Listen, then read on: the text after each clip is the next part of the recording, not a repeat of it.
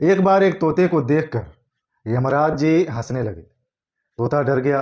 बोला, यमराज जी हंस रहे हैं, इसका मतलब मेरा अंत समय आ गया है। अब तोता डर कर भागने लगा।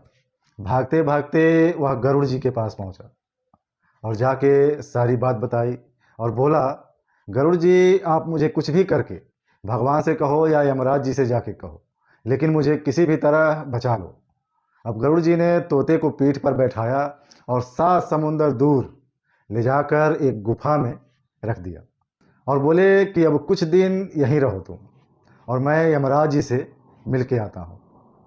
तोते को वहीं बैठाकर गरुड़ जी यमराज जी के पास पहुँचे और यमराज जी के पास पहुंचकर बोले कि आप कुछ दिन पहले एक तोते को देखकर क्यों हंसे थे।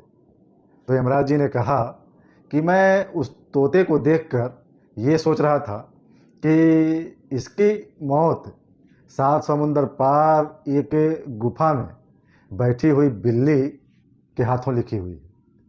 ये एक बिल्ली का शिकार बनेगा। ये सोचकर मैं हंस रहा था कि इतना सा तोता ये 7 समुंदर पार जाएगा कैसे। और इतना बात करते ही तोते की आत्मा यमराज जी के पास पहुंची। तो गरुड़ जी ने देखा, ये तो तोते की आत्मा यहाँ पे आ गई, मैं तो इसको उस गुफा में 7 समुंदर पार उस गुफा में छोड़ के आ गया, ये कैसे हो गया।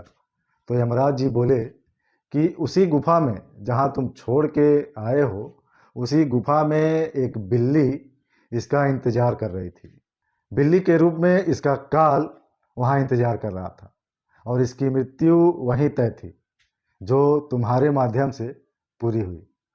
तो दोस्तों, जिंदगी का यही आखिरी सत्य है कि जब मौत आनी है तो आएगी और जाना पड़ेगा, चाहे आप कुछ भी कर लो, कुछ भी।